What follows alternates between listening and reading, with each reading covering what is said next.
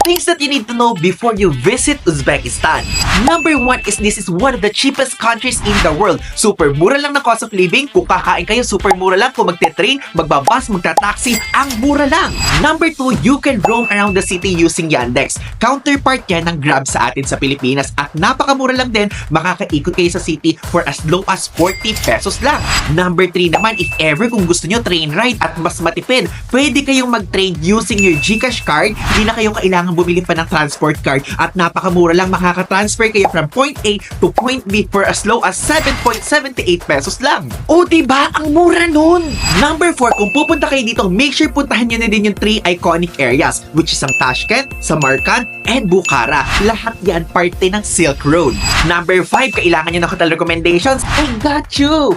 First is kung magpupunta kayo ng Tashkent, make sure na mag-check-in kayo sa Soviet-era hotel. Ang Hotel Uzbekistan, super iconic yan sa buong country. Number 2 naman sa Samarkand, make sure na mag-check-in kayo sa Sangzor Boutique Hotel. Super lapit niyan sa mga iconic sites at meron ding malapit na bazaars. Number 3, kung magpupunta na lang din kayo ng Bukhara, make sure na mag-check-in kayo sa Minzifa Boutique Hotel. Kung kung saan tayo nagsushoot ngayon. Alam niyo ba, dating school to at ngayon tinransform siya into a hotel. Napakadaming historical stories tungkol dito. And of course, kung magbubook kayo ng hotel, make sure to book it via Klook para magkaroon kayo ng extra 5% discount kapag ginamit ang code kong Paul Ivan Klook. Ito, alam niyo ba, makakabili na kayo dito ng lamb, beef, or chicken na kebab for as low as 15,000 som or 67 pesos. Tip number 7, kung pupunta na lang din kayo dito sa Central Asia, puntahan nyo din ng mga kapitbahay nitong bansa tulad ng Kyrgyzstan, Kazakhstan, and Tajikistan. And last but not the least, meron bang visa dito? Opo, meron po ditong e-visa for Philippine passport holders, pero super dali lang kumuha. 20 USD lang ang halaga for single entry at mataas ang chance ng approval. Kaya naman kung nagpaplano kayo ng Central Asia trip nyo or gusto nyo magpunta dito sa Uzbekistan,